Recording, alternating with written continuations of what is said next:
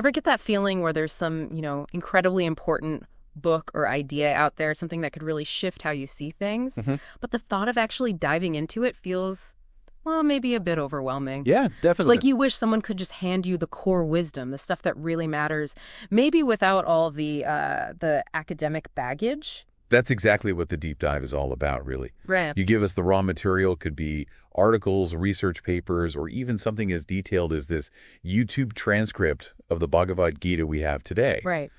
And we try to extract the essential insights, those surprising nuggets of knowledge that can give you a real understanding and, pretty quickly.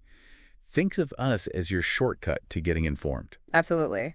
And today, we're tackling a text that has, resonated for millennia, the Bhagavad Gita. A big one. Yeah, a huge one. Specifically, we're diving deep into the first 8 chapters using that Telugu transcript you shared from the R.P. Patnaik official YouTube channel. Now, whether you've studied this before or maybe this is completely new territory for you, our aim is to make this exploration, clear, engaging, and hopefully free of unnecessary jargon. We want to get to the heart of what these chapters are really telling us. Exactly. Our mission today is basically to unearth the core teachings within these initial chapters.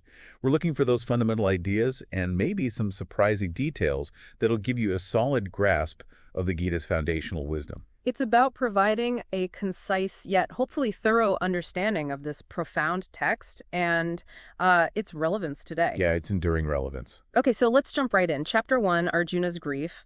It opens with this incredible scene, right? The Kurukshetra battlefield.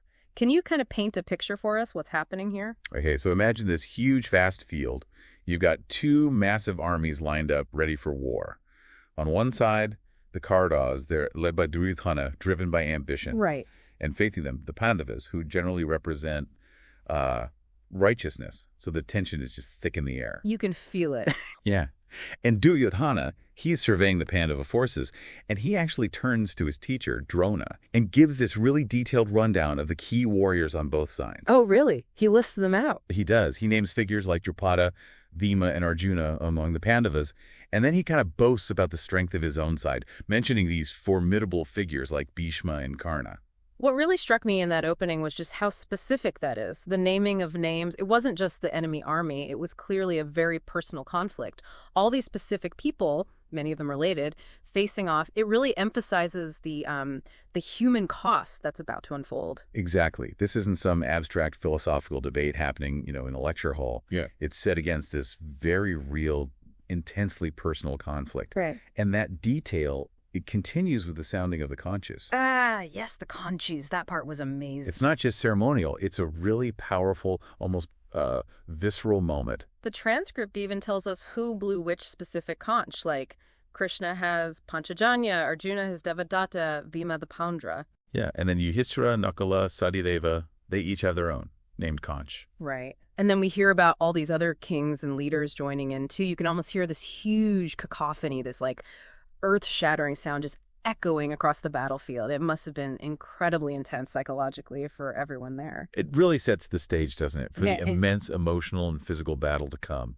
But then, right in the middle of all this martial energy, this buildup, we see this incredibly dramatic and, very human moment. Arjuna.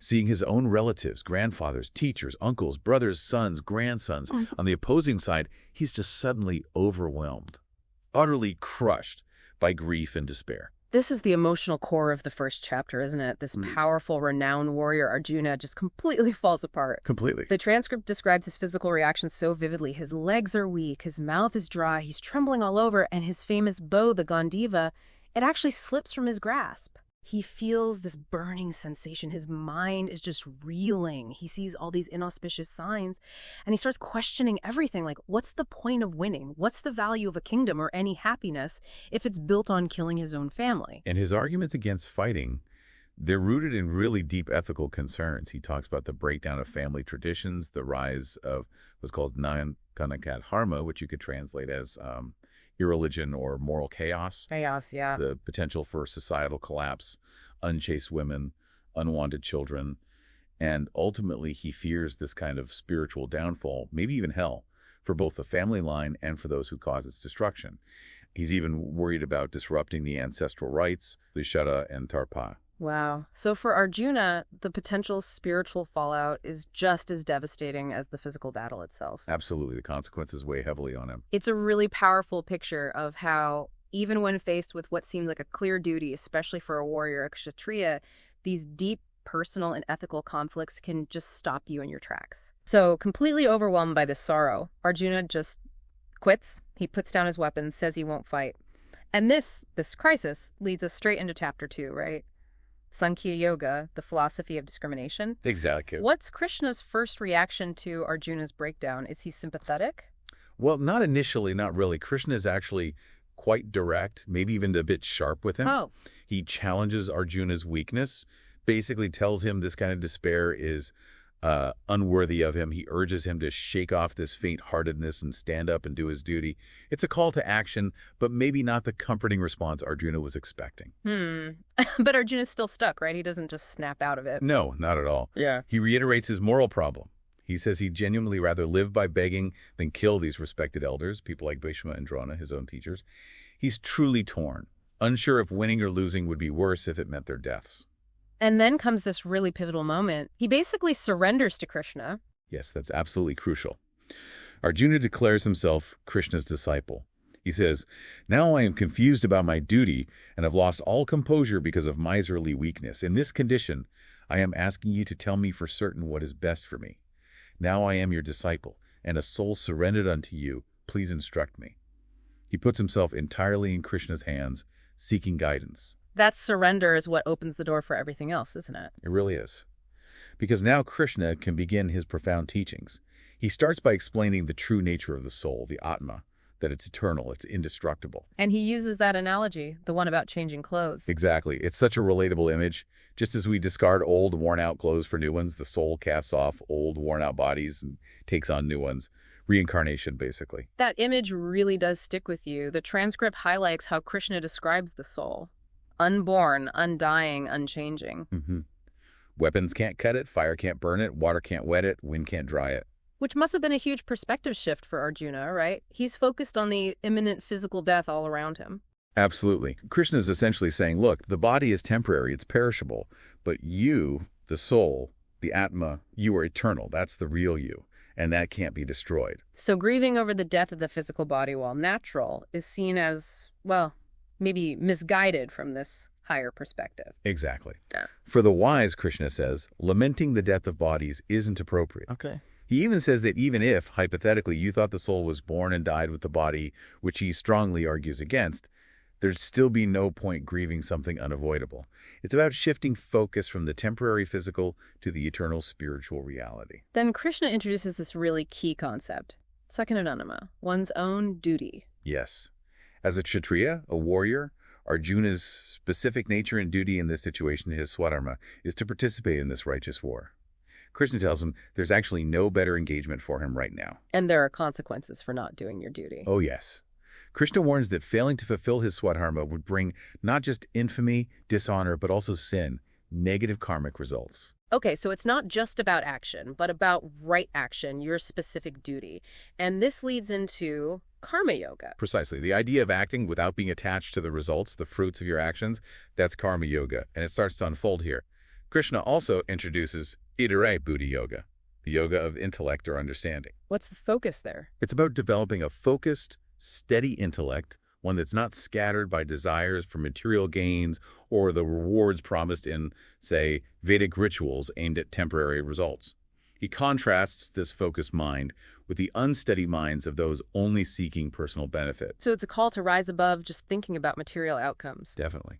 Krishna talks about transcending the three modes or qualities of material nature, the trigunas: sattva, goodness; rajas, passion; and tamas, ignorance. And he uses that analogy, the one comparing Vedic knowledge to water sources. Yeah, that's a great one. He compares the limited understanding derived from just focusing on Vedic rituals for specific results to a small well, whereas true, comprehensive knowledge is like a vast reservoir of water.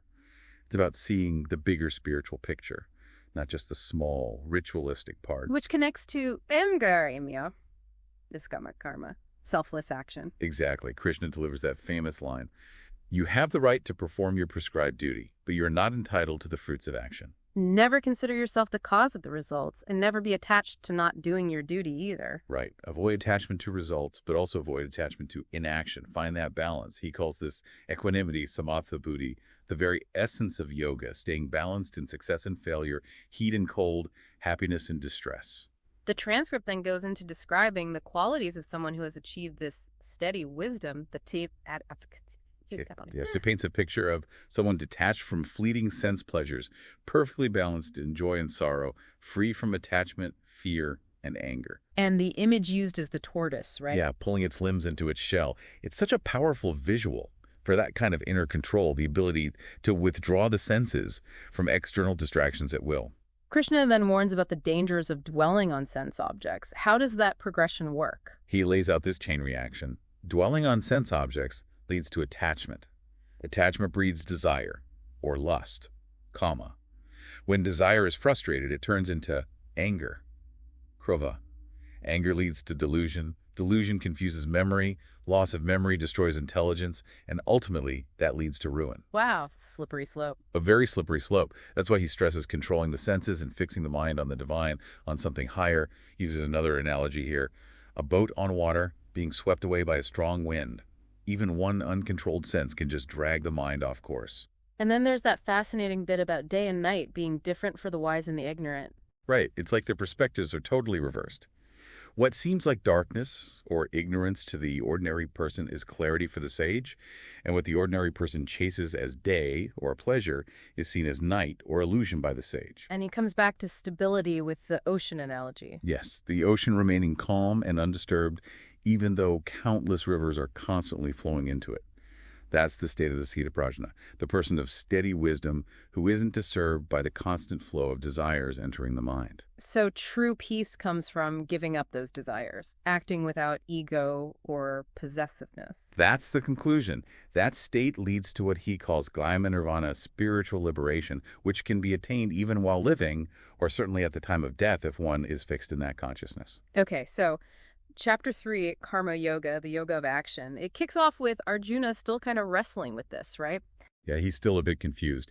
He basically asks Krishna, look, you've praised knowledge, but you're also telling me to act, to fight this terrible war. It seems contradictory.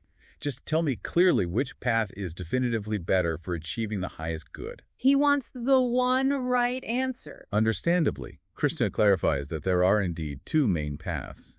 Kardana Yoga, the path of philosophical speculation and knowledge, which suits the more contemplative types, and Agagorna Yoga, the path of selfless action, which is better suited for active people like Arjuna. And he says both lead to the same goal? Yes, ultimately.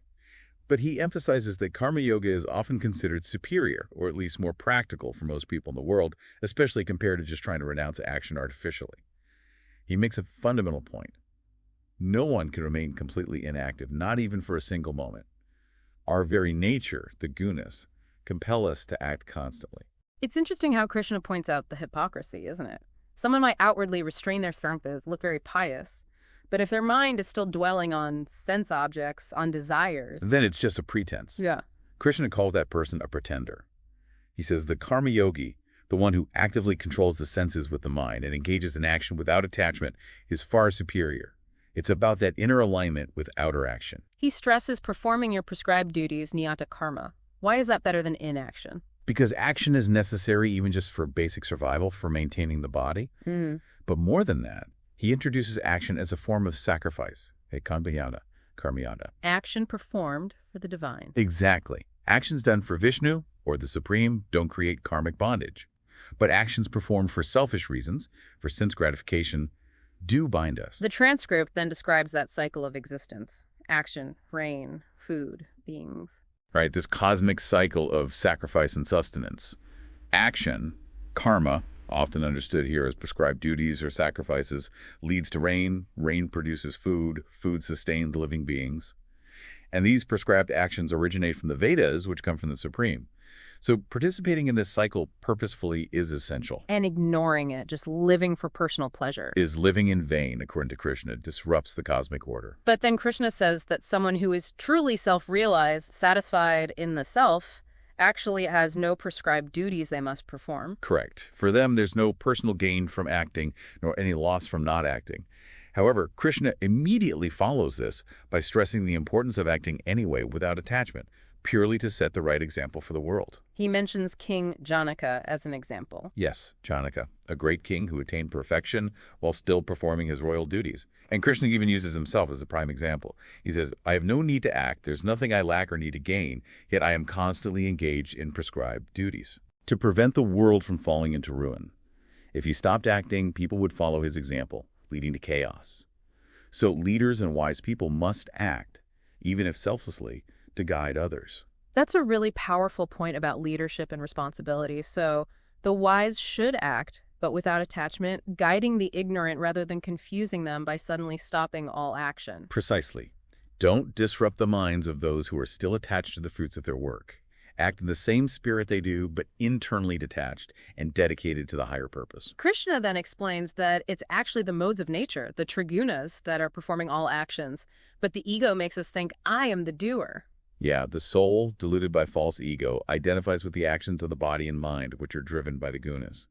But the wise person understands this interplay between the senses, the sense objects, and the underlying gunas, and remains unattached. So the core message here is, dedicate your actions to Krishna. Give up possessiveness and grief, and fight. That's the instruction to Arjuna. Fight, but do it with this inner consciousness focused on the divine, free from ego, attachment, and sorrow. And there are clear outcomes presented. Follow these teachings and be freed from karma, or disregard them and remain bound in ignorance. It's presented as a fundamental choice with real consequences. The transcript also notes that even the wise act according to their own inherent nature, influenced by past karma and the gunas. So, trying to forcibly repress that nature isn't really effective. What's the point of repression, he asks. Exactly. Instead, one should understand their nature and act according to their duty, but with detachment. He warns about the natural attraction and repulsion the senses feel towards objects, saying these are like stumbling blocks, don't come under their control. And he reiterates the importance of swadharma again. Yes, strongly. Better to do your own duty, even imperfectly, than to do another's duty perfectly. He even says dying while performing your own duty is better than engaging in someone else's path, which can be dangerous. Then Arjuna asks that huge question. What forces someone into sinful acts, seemingly against their own will, like an impulse they can't control? A question we can all probably relate to. Krishna gives a very direct answer. It is lust. He specifies, is born from the mode of passion, rajas. And when that lust, that intense desire, is unfulfilled, it transforms into anger, krodha. And this lust anger is the real enemy. He calls it the all-devouring sinful enemy of the world. He uses powerful analogies to show how it covers our true knowledge, like smoke covers fire, dust covers a mirror, or the womb covers an embryo. It obscures our understanding. Where does this enemy reside? Krishna identifies its strongholds, the senses, the mind, and the intellect. These are the places where lust takes root and bewilders the living entity, veiling its real knowledge. So the solution is to tackle it at the source. Yes. Regulate the senses right from the start, he advises, and slay this destroyer of knowledge and self-realization. He concludes the chapter by laying out a hierarchy. He does. The working senses are superior to dull matter, the gross body. Mind is higher than the senses, intelligence is still higher than the mind, and the self, the Atma, is even higher than the intelligence. So the strategy is? To know yourself as transcendental to the material senses, mind, and intelligence. Use the higher self, steadied by spiritual intelligence, to control the lower self, mind senses, and conquer that formidable enemy, lust or desire. Okay, moving on to chapter 4. Jnana Karma Sannyasa Yoga. This one starts with a look back in time, right? Krishna talking about the history of this knowledge. Yeah, it's quite fascinating. Krishna reveals that this imperishable science of yoga, this deep understanding, isn't new. He first taught it ages ago to Vivasvan, the god of the sun. The sun god, wow. Vivasvan then taught it to Manu, the father of mankind, and Manu taught it to Ikshvaku, an ancient king.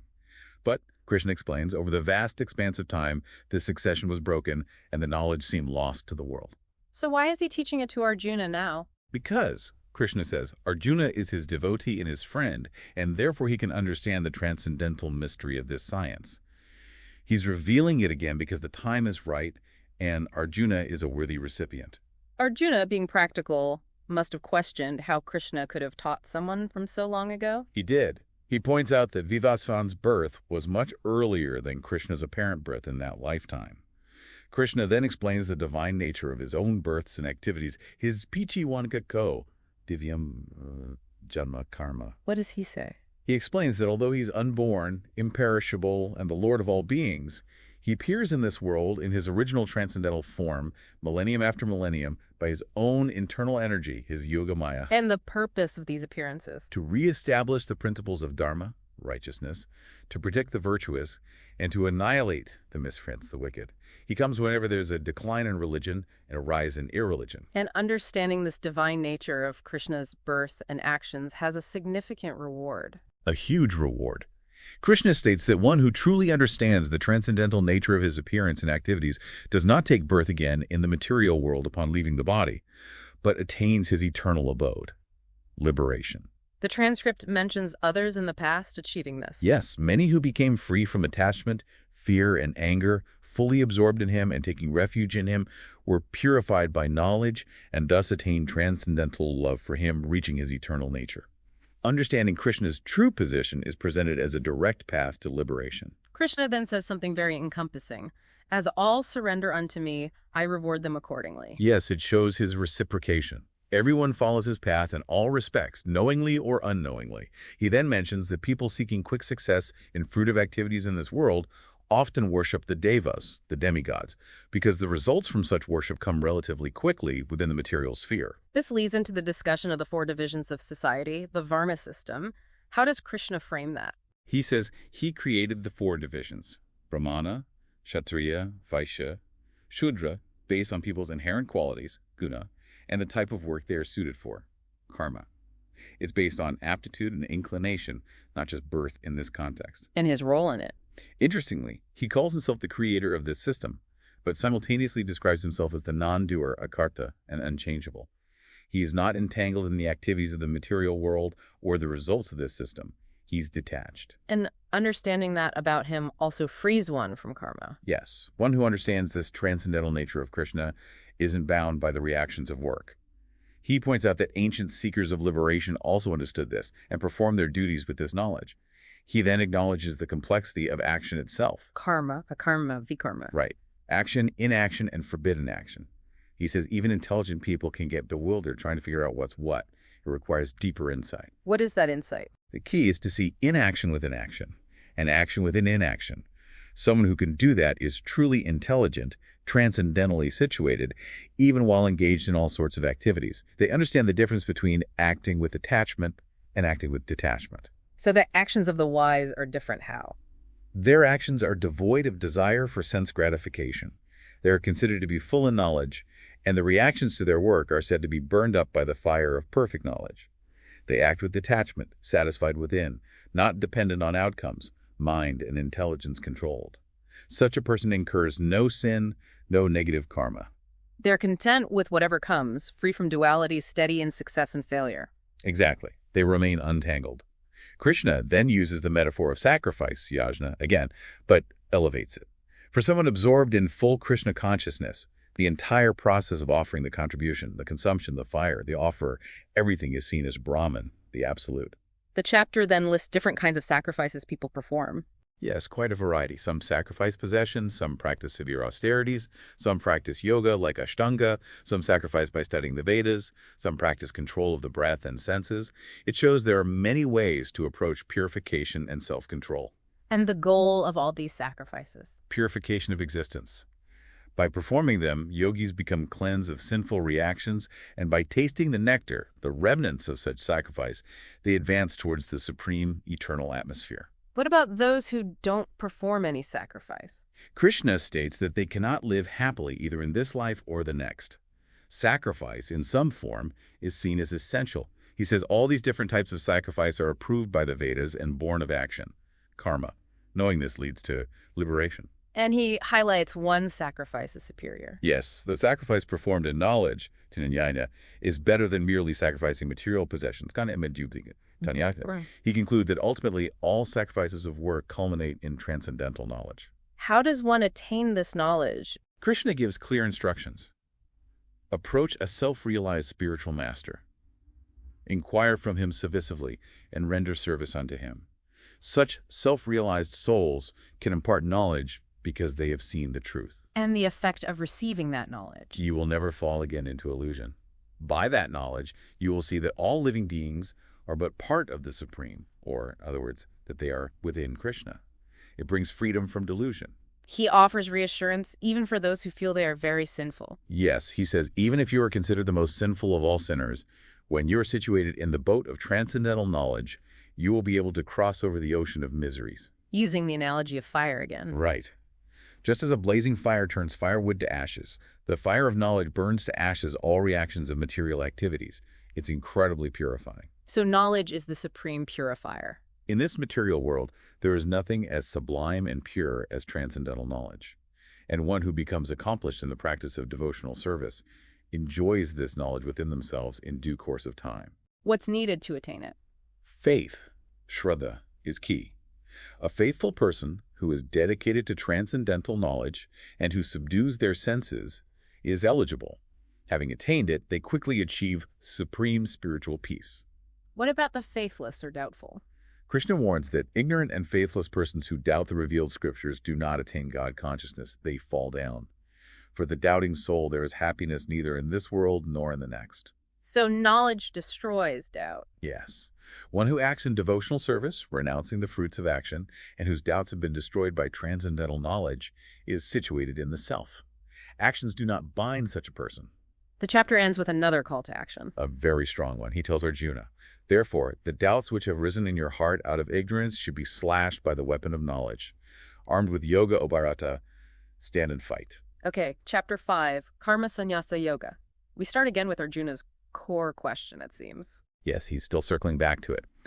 He asks Krishna directly, first you ask me to renounce work, sannyasa, and then again you recommend work with devotion, karma yoga. Now, will you please tell me definitively which of the two is more beneficial? He really wants it nailed down. And Krishna's reply this time. Krishna says that both renunciation of work and work in devotion ultimately lead to liberation, the supreme goal. However, he clearly states that of the two, work in devotional service, karma yoga, is better than renunciation of work, sannyasa. Why is karma yoga considered better here? He defines the true renunciant, the one who is perpetually in sannyasa, not just as someone who stops activity, but as one who neither hates nor desires the fruits of their actions. Such a person, free from all dualities like hated desire, pleasure, pain, overcomes bondage easily. Karma yoga helps cultivate this inner state while remaining active. So it's not about stopping action, but changing the consciousness behind the action. Exactly.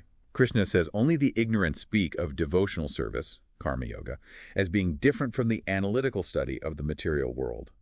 Sankhya, often associated with jnana yoga or sannyasa. The truly wise know that one who applies himself well to one of these paths achieves the results of both. The destination reached by renunciation can also be reached by karma yoga. Yes. One who knows that the position reached by means of analytical study, Sankhya renunciation, can also be attained by devotional service, karma yoga, and who therefore sees Sankhya and karma yoga as being on the same level, sees things as they are.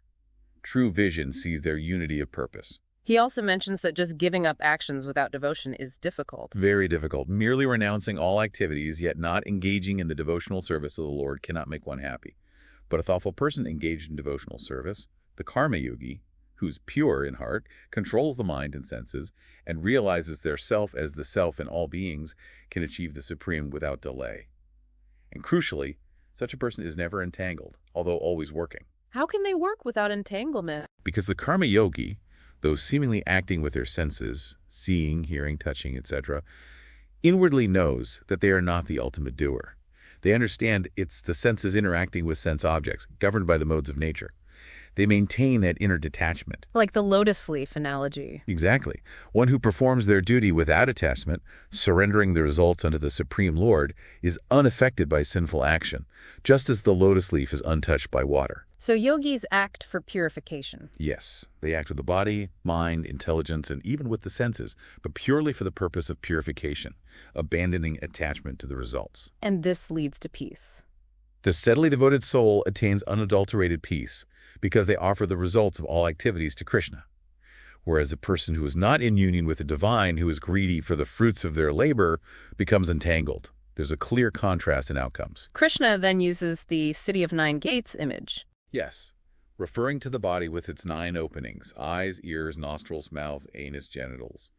The embodied soul who controls their nature and mentally renounces all actions resides happily within this city, neither working nor causing work to be done. It's a state of inner renunciation, even while embodied. He clarifies again that the Lord doesn't create our actions or results. Right. The embodied spirit, master of the city of the body, does not create activities, nor induce people to act, nor create the fruits of action.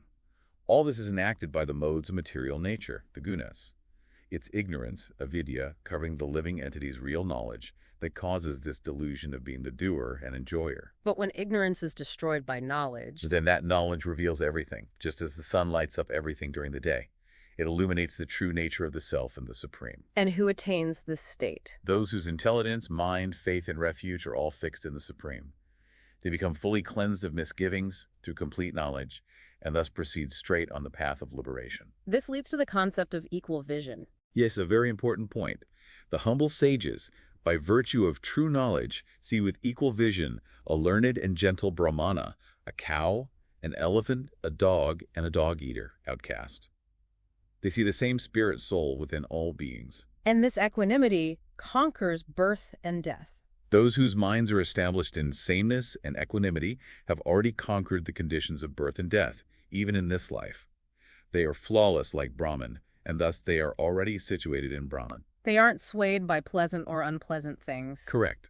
A person who neither rejoices upon achieving something pleasant, nor laments upon obtaining something unpleasant, who is self-intelligent, unbewildered, and knows the science of God, is already situated in transcendence.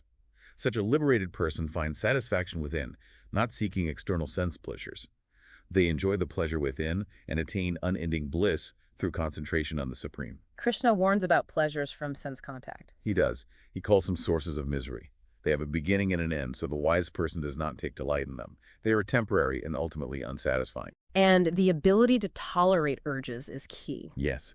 One who is able to tolerate the urges of the material senses and quell the forces of desire and anger, even before giving up the present body, is considered well situated and is happy in this world. They are a true yogi. Where does the true yogi find happiness? Within. One whose happiness is within, who is active and rejoices within, and whose aim is inward is actually the perfect mystic.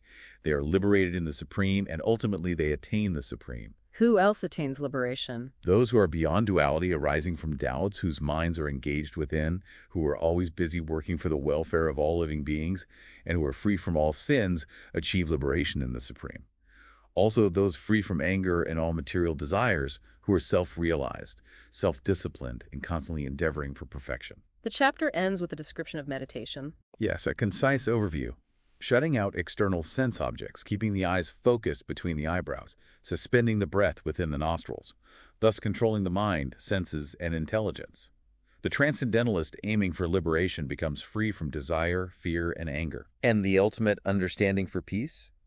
Knowing Krishna as the ultimate beneficiary of all sacrifices and austerities, the supreme lord of all planets and demigods, and the benefactor and well-wisher of all living entities, realizing this brings peace from material pangs. Okay, Chapter 6, Dhyana Yoga, focusing on meditation. Krishna starts by refining the definition of a yogi or sannyasi. Yes, he clarifies that a true renunciant, sannyasi, and a true mystic, yogi, is one who performs their duty without depending on the fruits of action, not someone who simply lights no fire, stops rituals, or performs no work. So renunciation and yoga are linked. He explicitly states that what is called renunciation, sannyasa, is the same as yoga, or linking oneself with the supreme, because no one can become a yogi unless they renounce the desire for sense gratification. That renunciation of desire is fundamental. He distinguishes between stages of yoga. He does. For the beginner, the neophyte in the Eightfold Yoga system, work, karma yoga, selfless action, is said to be the means. But for one who is already elevated in yoga, cessation of all material activities is said to be the means. It's a progression. And the mind plays a crucial role again. Absolutely central. Krishna says one must deliver himself with the help of his mind and not degrade himself. The mind is the friend of the conditioned soul, and it is his enemy as well. Friend or enemy, depending on control. Exactly. For him who has conquered the mind is the best of friends. But for one who has failed to do so, his mind will remain the greatest enemy. What's the state of someone who has conquered their mind? They have already reached the supersoul, for they have attained tranquility.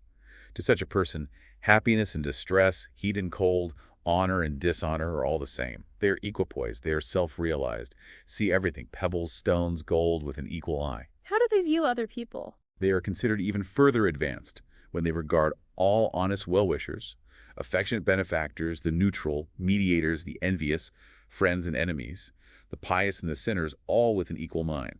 It's a very high state of equanimity. Krishna then gives practical instructions for meditation. Yes, very specific. A transcendentalist should always engage body, mind, and self in relationship with the Supreme. They should live alone in a solitary place, carefully control the mind, and be free from desires and feelings of possessiveness. What about the place and the seat? The place should be secluded and sanctified. The seat shouldn't be too high or too low, made of kusha grass, then covered with a deer skin and a soft cloth. And the posture and focus. Hold the body, neck, and head erect in a straight line and stare steadily at the tip of the nose. Don't look around. The mind should be serene, free from fear, firm in the vow of celibacy, brahmacharya. Control the mind, think of Krishna, and have him as the ultimate goal of life. Moderation is emphasized again. Strongly. Yoga is not for the person who eats too much or too little, sleeps too much or too little. Regulation is key. How does regulation help? He who is regulated in his habits of eating, sleeping, recreation, and work can mitigate all material pains by practicing the yoga system. It leads to perfection. What is that perfection called? Samadhi. Yes. When the yogi, by practice of yoga, disciplines his mental activities and becomes situated in transcendence devoid of all material desires, he is said to be well established in yoga. This state of perfect concentration is samadhi, or trance. What is experience in samadhi? Supreme, boundless, transcendental happiness perceived through transcendental senses. Established thus, one never departs from the truth and thinks there is no greater gain. They are never shaken, even amidst the greatest difficulty. It's true freedom from miseries. How is this state achieved? Practice, practice, practice. Yes, practice with determination and faith. One should engage in yoga, giving up without exception all material desires born of mental speculation, sankalpa. Control all the senses with the mind. Gradually, step by step, with full conviction, one should become situated in trance by means of intelligence, fixing the mind on the self alone and thinking of nothing else. What if the mind wanders? Krishna acknowledges its flickering and unsteady nature. From wherever the mind wanders, one must certainly withdraw it and bring it back under the control of the self. It requires constant vigilance and effort. And the result of this persistent effort? Supreme perfection of happiness comes to the yogi whose mind is peaceful, whose passions are subdued, who is free from sin, and who is identified with Brahman, the Absolute. Such a yogi, whose mind is fixed on the self, sees the self in all beings and all beings in the self. They see the same Supreme Lord everywhere. A vision of unity. Profound unity. Krishna says, "For one who sees me everywhere and sees everything in me, I am never lost to him, nor is he ever lost to me." It's a state of constant connection. Who is the highest yogi? The yogi who worships Krishna, the supersoul situated in everyone's heart, and who is always established in oneness with him. Such a yogi remains in Krishna under all circumstances. And the perfect yogi, by comparison to their own self, sees the true equality of all beings in both their happiness and their distress. That empathy again. Arjuna then raises a practical concern. He does. He says this yoga system seems impractical and difficult to endure because the mind is so restless, turbulent, obstinate, and strong.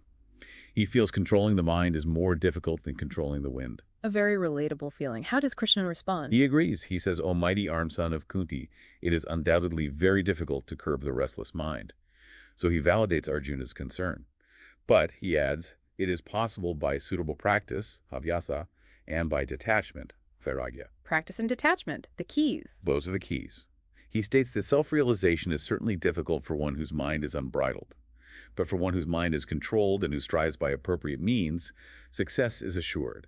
It is attainable with the right effort and discipline. Arjuna then asks another really important question. What happens if someone starts the path with faith but then falls away because their mind isn't steady? Do they lose out on both worlds, material and spiritual? It's the "what if I fail" question, a very human concern. And Krishna's answer is reassuring. Very reassuring. He tells Arjuna that a transcendentalist engaged in auspicious activities does not meet with destruction either in this world or the next. One who does good, my friend, is never overcome by evil. Their efforts are never wasted. So what happens to the unsuccessful yogi after death? They attain the planets of the pious, dwell there for many, many years, and then are born again on earth, either into a family of righteous people or into a family of rich aristocracy. Is one type of birth better? Krishna notes that birth in a family of transcendentalists, wise yogis, is certainly very rare and more valuable in this world because such a birth provides a more conducive environment for reviving spiritual consciousness. They automatically pick up where they left off. Yes. On taking such a birth, they automatically revive the divine consciousness of their previous life, and they again make further progress in order to achieve complete success. By virtue of that past practice, they become attracted to the yogic principles, even apparently without seeking them, and transcend ritualistic principles. It takes many lifetimes. Often, yes. The yogi who engages with sincere endeavor, washed clean of contaminations, gradually achieves perfection through many, many births, and finally attains the supreme destination. How does a yogi compare to others? Krishna explicitly states that a yogi is greater than the ascetic, tapasvi, Uh-huh. greater than the empiricist philosopher Jnani, and greater than the fruitive worker Karmi. So the conclusion is... Therefore, O Arjuna, in all circumstances, be a yogi. That's his direct instruction. And the best yogi of all. And of all yogis, Krishna concludes the chapter, the one with great faith who always abides in me, thinks of me within himself, and renders transcendental loving service to me, he is the most intimately united with me in yoga and is the highest of all. That is my opinion. He points to bhakti, devotional service centered on him, as the pinnacle. Right. Chapter 7, Jnana Vijnana Yoga, delving into knowledge and realization. Krishna says he'll explain how to know him fully. Yes, he promises to declare in full this knowledge, both phenomenal, jnana, and numinous or realized, Vijnana. Knowing this, he says, nothing further shall remain for you to know. It's presented as complete knowledge. But it's rare to attain this. Extremely rare. He says, out of many thousands among men, one may endeavor for perfection, and of those who have achieved perfection, hardly one knows me in truth. It really emphasizes the difficulty and preciousness of this understanding. He then starts describing his energies, his prakriti. Right. He first lists his eightfold separated material energies, the lower nature, apara prakriti, earth, water, fire, air, ether, space, mind, intelligence, and false ego. These constitute the material world. But there's a higher energy, too. Yes, beyond this inferior energy is his superior energy, the para prakriti. This consists of the living entities themselves, the jiva bhuta, the spirit souls who are struggling with material nature and sustaining the universe. We are part of his superior energy. And everything comes from these two energies. Correct. All created beings have their source in these two natures. And Krishna declares that he is the origin and the dissolution of all that is material and spiritual in this world. He's the source and the end point. Nothing is superior to him. There is no truth superior to me, he says. Everything rests upon me, as pearls are strung on a thread. He is the underlying reality, the connecting principle. He then shows how he's present in everyday things. Yes, it's a beautiful passage. He says he is the taste of water, the light of the sun and moon, the syllable Om in the Vedic mantras, the sound in ether, the ability in man. Also the fragrance of the earth, heat and fire. The life of all that lives, the penances of ascetics. He is the original seed of all existences, the intelligence of the intelligent, the prowess of the powerful, but specifically, strength devoid of passion and desire. Even sex life, if it follows religious principles. Yes, he says, I am sex life, which is not contrary to religious principles. It shows how the divine pervades even regulated material activities. What about the three modes, the gunas? He states that all states of being, whether of goodness, sattva, passion, rajas, or ignorance, tamas, are manifested by his energy. But crucially, he says, I am not under the modes of nature, they are within me. He transcends them, even though they originate from him. And these modes veil him from the world? Yes. Deluded by the three modes, the whole world does not know me, who am above the modes and inexhaustible. This divine energy of his, consisting of the three modes called Maya, is very difficult to overcome. But it can be overcome. Yes. But those who have surrendered unto me can easily cross beyond it. Surrender to Krishna is the key to transcending Maya's influence. He then lists those who don't surrender. 4 kinds. 1, the grossly foolish, mudas. 2, the lowest among mankind, narottamas. 3, those whose knowledge is stolen by illusion, maya partidnanas. And 4, those who partake of the atheistic nature of demons, asuram pavamasrita. And on the flip side, those who do approach him. And also 4 kinds of pious men. 1, the distressed, arto. 2, the desirer of wealth, Artharthi. 3, the inquisitive, Jijnasur.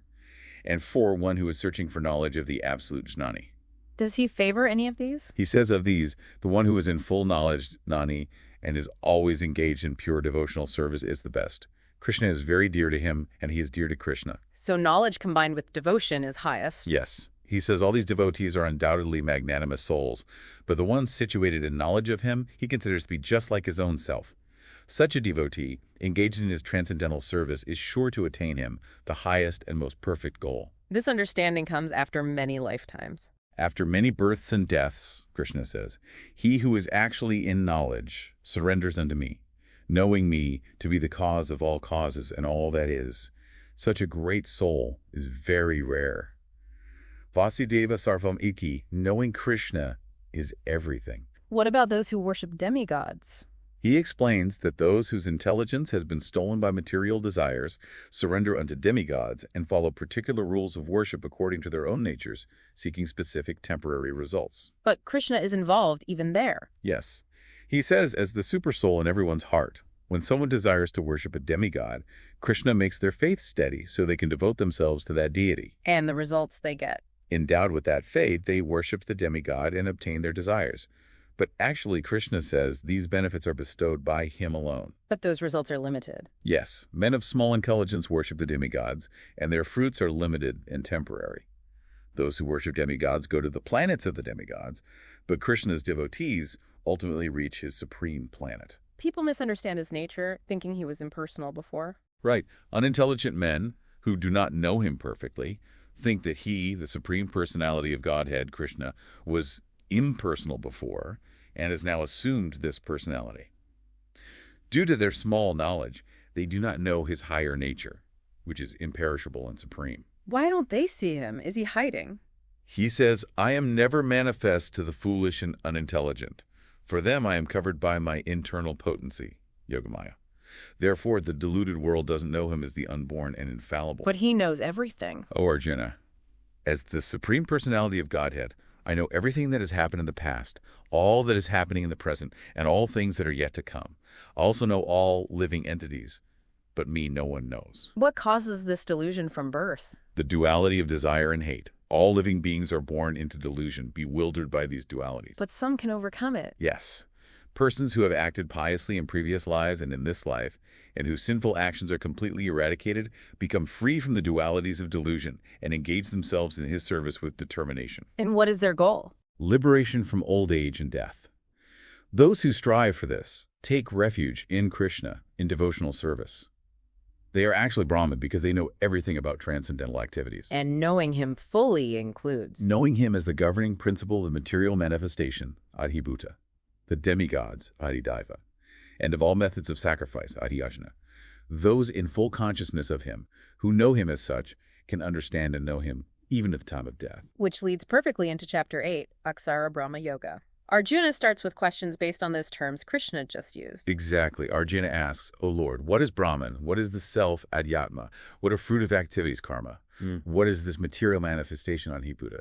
And what are the demigods, Adhidaiva? Please explain this to me. And also, who is the Lord of sacrifice, Adhyajna? How does he live in the body, and how can those engaged in devotional service know you at the time of death? Lots of big questions. And Krishna answers them point by point. He does, very concisely. Okay, so Brahman is the indestructible, transcendental living entity, the imperishable spirit soul, Adhyatma, the eternal nature of the self, the soul's inherent quality, karma, action pertaining to the development of the material bodies of the living entities, fruitive activity and its reactions, the physical nature, which is constantly changing, the material manifestation, the universal form of the Lord, including all the demigods like the sun and moon, the cosmic administration, and Adhyajna, the Lord of sacrifice. That, Krishna says, is myself, the Supreme Lord, represented as the Supersoul in the heart of every embodied being. He is the ultimate enjoyer of all sacrifices, residing within. Then the crucial part, knowing Krishna at the time of death. Yes. Krishna states, and whoever at the end of his life quits his body remembering me alone at once attains my nature. Of this there is no doubt. So your final thought determines your next destination. Whatever state of being one remembers when he quits his body, O son of Kunti, that state he will attain without fail. This is because one is absorbed in that thought throughout life. It emphasizes the importance of lifelong practice and consciousness. So the advice is to always think of Krishna. Therefore, Arjuna, you should always think of me in the form of Krishna and at the same time carry out your prescribed duty of fighting. With your activities dedicated to me and your mind and intelligence fixed on me, you will attain me without doubt.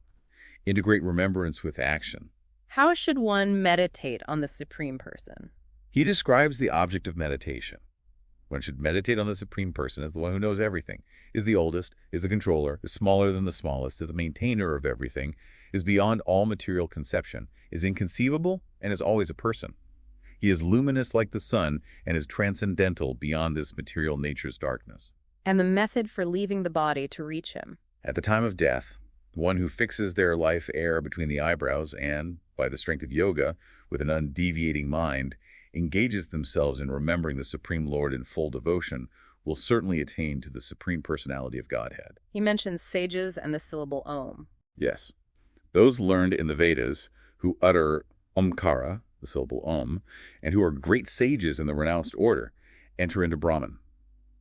Desiring this perfection, one practices celibacy. This process of detachment from material activities is key for liberation. Wow. Okay, so in this deep dive through these first 8 chapters, drawing from that transcript, we've really covered a huge amount of ground, haven't we? We certainly have. We started right there on the battlefield, Kurukshetra, with Arjuna's profound crisis, his moral breakdown. Yeah, that initial despair was so palpable. And then we moved into Krishna's core teachings, the eternal nature of the soul, the Atma versus the temporary body, that foundational understanding. Right, and the importance of selfless action, karma yoga, doing your duty without getting hung up on the results. Plus the paths of knowledge, jhana, and devotion, bhakti, as ways to achieve liberation. And throughout, we got deeper insights into Krishna's own nature as the Supreme Lord. What really stood out for me going through it again were those incredibly vivid details, especially in the beginning, like naming all the conchas and warriors. It just made the whole scene feel so immediate and real. It does bring it to life. And I also loved how Krishna uses those simple, everyday analogies, changing clothes for the soul, the tortoise pulling in its limbs for sense control, the ocean absorbing rivers for equanimity. They make these huge philosophical ideas feel much more graspable, more relatable. They absolutely do. He makes the profound accessible. But, while this deep dive gives us, hopefully, a really solid foundation in these first 8 chapters. It's just the start, isn't it? It really is. There are 10 more chapters in the Gita filled with even more wisdom, more nuances, deeper explanations of devotion, the modes of nature, the divine and demonic natures, so much more. So we definitely encourage you, if this has sparked your interest, to continue exploring the full text. This is just a glimpse, really. Absolutely. Consider it an appetizer. Yeah. This discussion definitely leaves me thinking about how to apply some of this in my own life. That constant balancing act between doing what needs to be done, my action, and trying to cultivate that inner detachment from the outcomes. It's a lifelong practice. It really is. And figuring out what my duty, my swadharma, actually looks like today in this world. And maybe most profoundly, how to stay connected to that idea of the eternal soul amidst all the daily pressures and distractions. Lots to chew on. Indeed. And maybe that's the final thought for you, the listener. What aspects of this initial exploration resonated most with you? Was it the nature of the soul, the path of action, the idea of devotion? What questions has this deep dive sparked for your own journey, your own further exploration? The Bhagavad Gita really is this timeless wellspring of wisdom, isn't it? Even just these first 8 chapters offer so much guidance for navigating life's complexities and understanding our place in the bigger picture. It's definitely an invitation to keep reflecting, keep discovering.